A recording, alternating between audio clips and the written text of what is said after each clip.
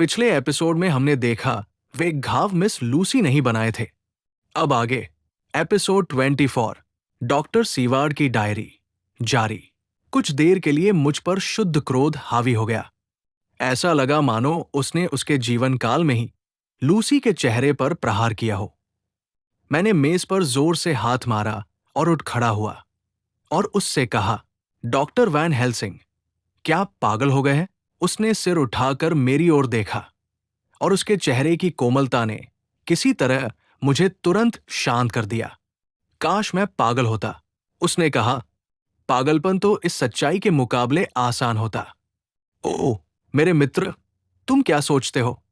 मैं इतना घुमा फिराकर क्यों बोला? इतनी देर क्यों लगाई इतनी सरल बात कहने में?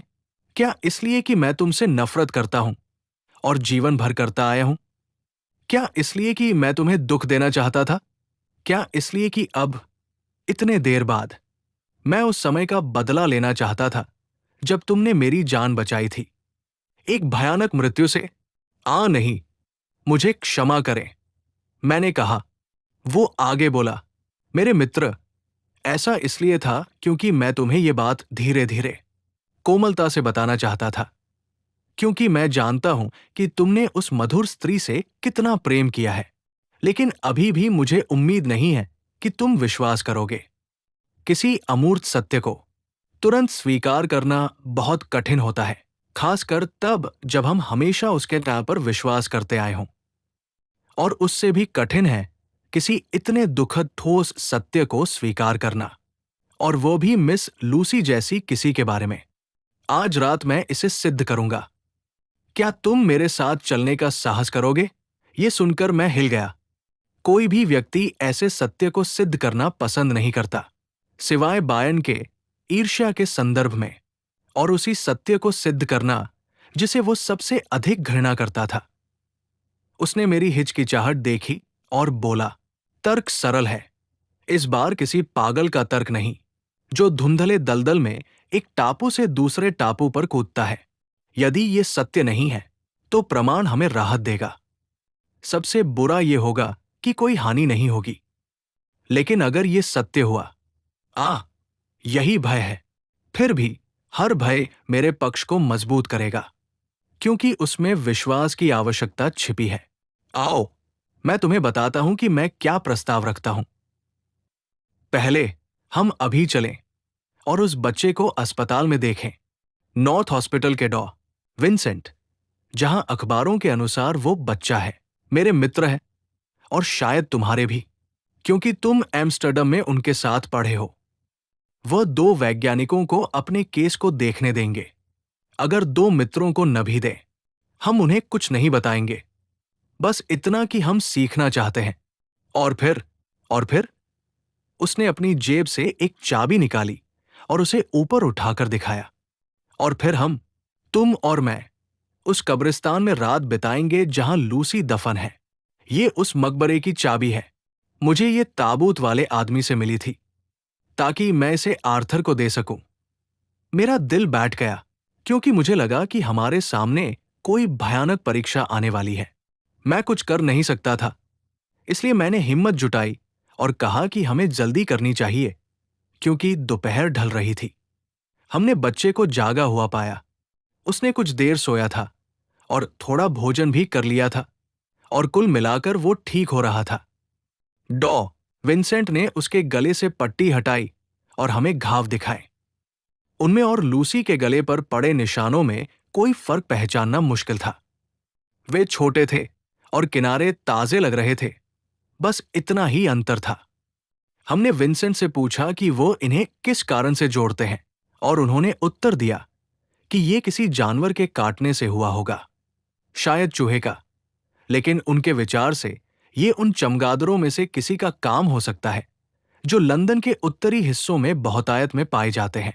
इतने सारे हानिरहित चमगादड़ों में, उन्होंने कहा, कुछ जंगली नमूने दक्षिण के किसी अधिक खतरनाक प्रजाति के भी हो सकते हैं। कोई नाविक एक को अपने साथ ला सकता है और वो भाग निकला हो, या फिर जूलॉजिकल गार्डन से कोई छोटा निकल गया हो, या वहां किसी वैम्पायर से पैदा हुआ हो। ऐसी घटनाएं होती हैं, आप जानते हैं, केवल 10 दिन पहले एक भेड़िया भाग गया था और मेरा मानना है कि उसका पता इसी दिशा में लगाया गया था। अगर आपको अभी तक की कहानी पसंद आए तो एक लाइक और एक सब्सक्राइब जरूर कर देना, ताकि मैं बेहद जल्द नया एपिसोड अपलोड कर सकूं। अब चलते हैं कहानी में। उसके बाद एक सप्ताह तक बच्चे हर जगह रेड राइडिंग हुड खेलते रहे, हीथ और हर गली में, जब तक कि ये ब्लूफर लेडी का डर सामने नहीं आया। तब से तो उनके लिए जैसे कोई उत्सव सा हो गया है। यहां तक कि ये बेचारा छोटा बच्चा भी जब आज जागा तो नर से पूछ रहा था कि क्या वो जा सकता है। जब उसने पूछा कि वो क्यों जाना चाहता है, तो उसने कहा कि वो ब्लूफर लेडी के साथ खेलना चाहता है। मुझे आशा है, वैन हेल्सिंग ने कहा, कि जब आप बच्चे को घर भेजेंगे तो उसके माता पिता को सख्ती से निगरानी रखने के लिए चेतावनी देंगे। इस तरह बाहर जाने की कल्पनाएं बहुत खतरनाक होती है, और यदि बच्चा एक और रात बाहर रहा तो ये शायद घातक हो सकता है। लेकिन किसी भी स्थिति में आप उसे कुछ दिनों तक तो नहीं जाने देंगे। बिल्कुल नहीं, कम से कम एक सप्ताह तक। और यदि घाव ठीक नहीं हुआ तो उससे भी अधिक। अस्पताल की हमारी यात्रा में अपेक्षा से अधिक समय लग गया, और जब हम बाहर निकले तो सूरज डूब चुका था। जब वैन हेल्सिंग ने देखा कि कितना अंधेरा हो गया है, तो उन्होंने कहा, कोई जल्दी नहीं है, ये मेरी सोच से अधिक देर हो चुकी है। आओ कहीं चलकर कुछ खा लेते हैं और फिर हम अपने रास्ते पर आगे बढ़ेंगे। हमने जैक स्ट्रॉज कैसल में भोजन किया, जहां साइकिल चलाने वालों और अन्य लोगों की एक छोटी भीड़ थी जो खुशी खुशी शोर मचा रही थी। लगभग 10 बजे हम सराय से चले। तब बहुत अंधेरा था और बिखरे हुए दीपक अपने अपने दायरे से बाहर आने पर अंधेरे को और गहरा बना रहे थे। प्रोफेसर ने स्पष्ट रूप से रास्ता नोट कर रखा था, क्योंकि वे बिना झिझक आगे बढ़ते रहे। लेकिन मैं स्थान के बारे में पूरी तरह उलझन में था। जैसे जैसे हम आगे बढ़े, हमें कम से कम लोग मिलते गए, यहां तक कि अंत में जब हमें घुड़सवार पुलिस की गश्ती टुकड़ी मिली तो हमें कुछ आश्चर्य हुआ, जो अपने नियमित उपनगरीय चक्कर पर थी। अंततः हम कब्रिस्तान की दीवार तक पहुंचे, जिसे हमने पार किया, कुछ कठिनाई के साथ, क्योंकि बहुत अंधेरा था और पूरा स्थान हमें अजनबी लग रहा था। हमने वेस्टेनरा की कब्र ढूंढ ली। प्रोफेसर ने चाबी निकाली, चरमराते दरवाजे को खोला और शिष्टता से, लेकिन पूरी तरह अनजाने में, मुझे पहले जाने का संकेत दिया। इस प्रस्ताव में एक अजीब विडंबना थी, ऐसे भयानक अवसर पर प्राथमिकता देने की शालीनता में।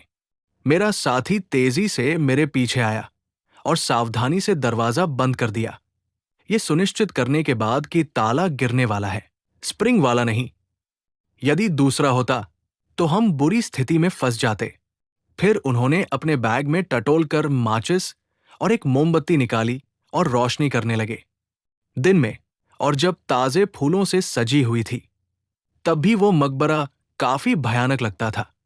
लेकिन अब, कुछ दिनों बाद, जब फूल मुरझाकर लटक रहे थे, उनके सफेद रंग जंग जैसे हो गए थे और हरे भूरे में बदल गए थे, जब मकड़ियों और भृंगों ने फिर से अपना अधिकार जमा लिया था, जब समय से फीका पड़ा पत्थर, धूल से भरी गारा, जंग लगा गीला लोहा, धूमिल पीतल और धुंधली चांदी की परत मोमबत्ती की हल्की रोशनी को लौटा रही थी, तो प्रभाव कल्पना से भी अधिक उदास और गंदा था।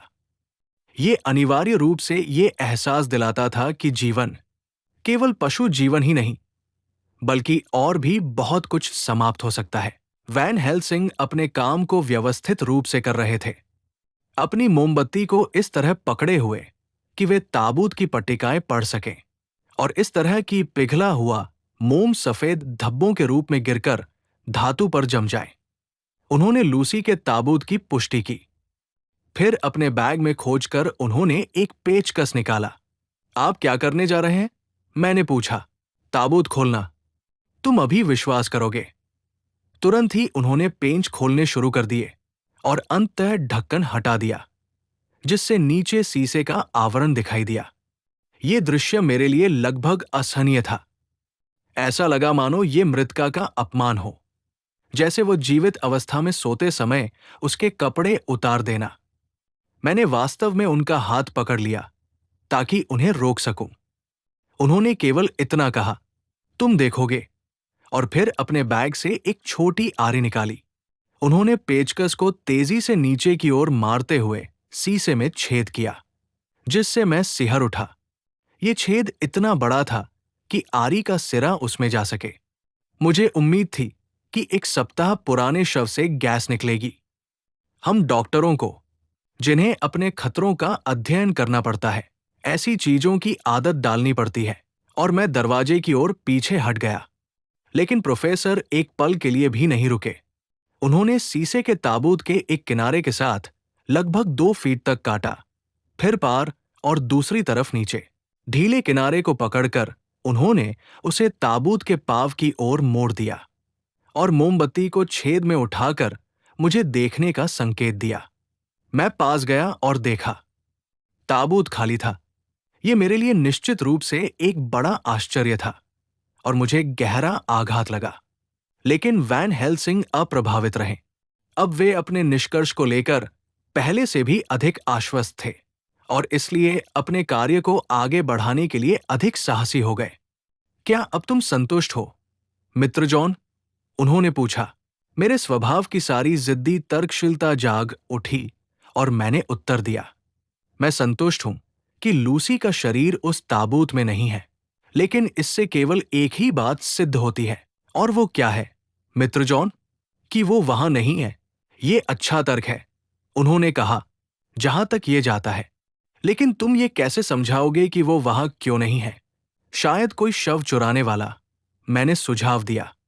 कब्र खोदने वालों में से किसी ने इसे चुरा लिया होगा। मुझे लगा कि मैं मूर्खता की बात कर रहा हूं। फिर भी यही एक कारण था जो मैं दे सकता था। प्रोफेसर ने आह भरी। अच्छा, उन्होंने कहा, हमें और प्रमाण चाहिए। मेरे साथ आओ। उन्होंने फिर से ताबूत का ढक्कन लगा दिया, अपनी सारी चीजें समेटकर बैग में रखी, मोमबत्ती बुझा दी और उसे भी बैग में रख दिया। हमने दरवाजा खोला और बाहर आए। हमारे पीछे उन्होंने दरवाजा बंद कर ताला लगा दिया। उन्होंने चाबी मुझे देते हुए कहा, क्या तुम इसे रखोगे? तुम्हें आश्वस्त होना चाहिए। मैंने हंसने की कोशिश की, लेकिन वो हंसी बिल्कुल भी प्रसन्न नहीं थी, और मैंने इशारे से उन्हें ही रखने को कहा। चाबी कोई मायने नहीं रखती, मैंने कहा। ऐसी कई नकलें हो सकती हैं, और वैसे भी इस तरह का ताला खोलना मुश्किल नहीं है। उन्होंने कुछ नहीं कहा, लेकिन चाबी अपनी जेब में रख ली। फिर उन्होंने मुझसे कहा कि मैं कब्रिस्तान के एक तरफ निगरानी रखूं, जबकि वे दूसरी तरफ देखेंगे। मैंने एक यूं के पेड़ के पीछे अपनी जगह ली और उनकी अंधेरी आकृति को तब तक चलता देखा जब तक कि बीच में खड़ी कब्रें और पेड़ उसे मेरी दृष्टि से छिपा नहीं लेते। ये एक एकाकी पहरा था। जैसे ही मैंने अपनी जगह ली, मैंने दूर कहीं घड़ी को 12 बजाते सुना, और फिर 1 और 2 बजे। मैं ठंड से कांप रहा था, घबराया हुआ था, और प्रोफेसर पर गुस्सा था कि वे मुझे इस काम के लिए लाए, और खुद पर भी कि मैं आया। मैं इतना ठंडा और उनींदा था कि सतर्क नहीं रह पा रहा था, और इतना भी नहीं कि अपनी जिम्मेदारी से चूक जाऊं। इसलिए कुल मिलाकर समय बहुत ही उदास और कष्टदायक बीता। अचानक जब मैं मुड़ा तो मुझे लगा कि मैंने कुछ सफेद सा देखा, जो कब्रिस्तान के उस हिस्से में 2 काले यू के पेड़ों के बीच हिल रहा था, जो मकबरे से सबसे दूर था। उसी समय एक काला साया प्रोफेसर की ओर से हिला और जल्दी से उसकी ओर बढ़ा। तब मैं भी बढ़ा, लेकिन मुझे कब्रों और घिरी हुई कब्रों के बीच से घूमकर जाना पड़ा, और मैं कई बार ठोकर खा गया।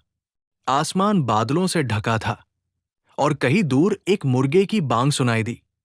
थोड़ी दूर पर बिखरे हुए जुनिपर के पेड़ों की एक पंक्ति के पार, जो चर्च के रास्ते को चिह्नित करती थी, एक सफेद धुंधली आकृति मकबरे की दिशा में फिसलती हुई दिखाई दी। मकबरा पेड़ों से ढका हुआ था, और मैं नहीं देख सका कि वो आकृति कहाँ गायब हुई। मैंने वहीं से कुछ हलचल की आवाज सुनी, जहां मैंने पहली बार उस सफेद आकृति को देखा था, और वहां पहुंचकर मैंने प्रोफेसर को अपनी बाहों में एक छोटे बच्चे को पकड़े हुए पाया। जब उन्होंने मुझे देखा तो उन्होंने उसे मेरी ओर बढ़ाया और कहा, क्या अब तुम संतुष्ट हो? नहीं, मैंने कहा, और मेरे स्वर में आक्रामकता झलक रही थी। क्या तुम्हें बच्चा दिखाई नहीं देता? हाँ, ये बच्चा है, लेकिन इसे यहां कौन लाया? और क्या ये घायल है? हम देखेंगे, प्रोफेसर ने कहा, और एक साथ हम कब्रिस्तान से बाहर की ओर चल पड़े, वो सोए हुए बच्चे को उठाए हुए। जब हम कुछ दूरी पर पहुंचे तो हम पेड़ों के एक झुरमुट में गए, माचिस जलाई और बच्चे के गले को देखा। उस पर किसी भी प्रकार का कोई खरोंच या निशान नहीं था। क्या मैं सही था? मैंने विजयी स्वर में पूछा। हम ठीक समय पर पहुंचे, प्रोफेसर ने कृतज्ञता से कहा। अब हमें यह तय करना था कि बच्चे का क्या किया जाए, इसलिए हमने इस पर विचार किया। यदि हम उसे पुलिस स्टेशन ले जाते तो हमें रात के दौरान अपनी गतिविधियों का विवरण देना पड़ता। कम से कम हमें यह बताना पड़ता कि हमें यह बच्चा कैसे मिला।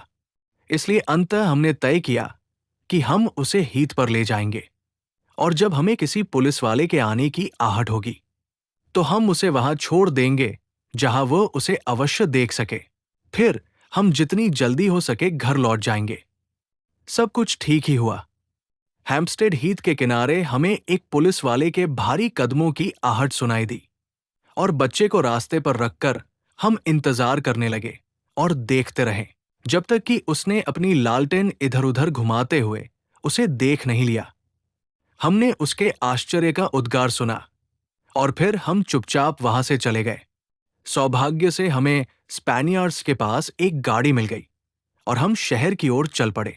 मैं सो नहीं पा रहा हूं, इसलिए ये प्रविष्टि लिख रहा हूं, लेकिन मुझे कुछ घंटों की नींद लेने की कोशिश करनी चाहिए, क्योंकि वैन हेल्सिंग दोपहर में मुझे लेने आने वाले हैं। वो जोर देकर कह रहे हैं कि मैं उनके साथ एक और अभियान पर चलूं। 27 सितंबर डॉट। हमारे प्रयास के लिए उपयुक्त अवसर मिलने में 2 बज गए। दोपहर में हुआ अंतिम संस्कार पूरी तरह समाप्त हो चुका था, और शोक मनाने वाले अंतिम लोग भी धीरे धीरे चले गए थे। तभी हमने एल्डर के पेड़ों के झुरमुट के पीछे से सावधानी से देखते हुए कब्र खोदने वाले को फाटक बंद करते हुए देखा। हमें पता था कि यदि हम चाहें तो सुबह तक सुरक्षित रह सकते हैं, लेकिन प्रोफेसर ने मुझे बताया कि हमें अधिक से अधिक 1 घंटे की ही आवश्यकता होगी। फिर से मुझे वास्तविकता का वो भयानक एहसास हुआ जिसमें कल्पना का कोई भी प्रयास अनुचित लगता था, और मैंने स्पष्ट रूप से उस कानून के खतरे को महसूस किया जिसे हम अपने इस अपवित्र कार्य में झेल रहे थे। इसके अलावा मुझे ये सब व्यर्थ भी लग रहा था। एक शीशे के ताबूत को खोलना, ये देखने के लिए कि लगभग 1 सप्ताह से मृत एक स्त्री वास्तव में मृत है या नहीं, जितना भी भयानक था, अब ये और भी मूर्खता लग रही थी कि हम कब्र को फिर से खोलें जब हम अपनी आंखों से देख चुके थे कि ताबूत खाली है। फिर भी मैंने कंधे उचकाए और चुप रहा, क्योंकि वैन हेल्सिंग का अपना रास्ता था, चाहे कोई कितना भी विरोध करे। उन्होंने चाबी निकाली, कब्र गृह खोला और फिर से शिष्टता से मुझे पहले जाने का संकेत दिया। ये स्थान पिछली रात जितना भयानक नहीं था, लेकिन ओह, जब धूप अंदर आई तो ये कितना अवर्णनीय रूप से साधारण और उदास दिख रहा था। वैन हेल्सिंग लूसी के ताबूत के पास गए और मैं उनके पीछे पीछे चला। उन्होंने झुककर फिर से शीशे के किनारे को हटाया, और आश्चर्य और भय का एक झटका मुझ में दौड़ गया। वहां लूसी पड़ी थी, ठीक वैसी ही जैसे हमने उसे उसके अंतिम संस्कार से 1 रात पहले देखा था। वह, यदि संभव हो, पहले से भी अधिक सुंदर लग रही थी, और मैं विश्वास नहीं कर सकता था कि वो मृत है। उसके होंठ लाल थे, बल्कि पहले से भी अधिक लाल, और गालों पर एक कोमल आभा थी। क्या ये कोई छल है? मैंने उससे कहा। क्या अब तुम विश्वास करते हो? प्रोफेसर ने उत्तर में कहा, और ऐसा कहते हुए उन्होंने अपना हाथ आगे बढ़ाया, और इस तरह से कि मैं सिहर उठा। मृत होठों को पीछे खींचा और सफेद दांत दिखाए। देखो, वो आगे बोले, ये पहले से भी अधिक नुकीले हैं। इन्हीं से और उन्होंने एक नुकीले दांत और उसके नीचे वाले को छुआ। छोटे बच्चों को काटा जा सकता है। क्या अब तुम विश्वास करते हो? मित्र जॉन, एक बार फिर मेरे भीतर तर्क करने वाली जिद जाग उठी।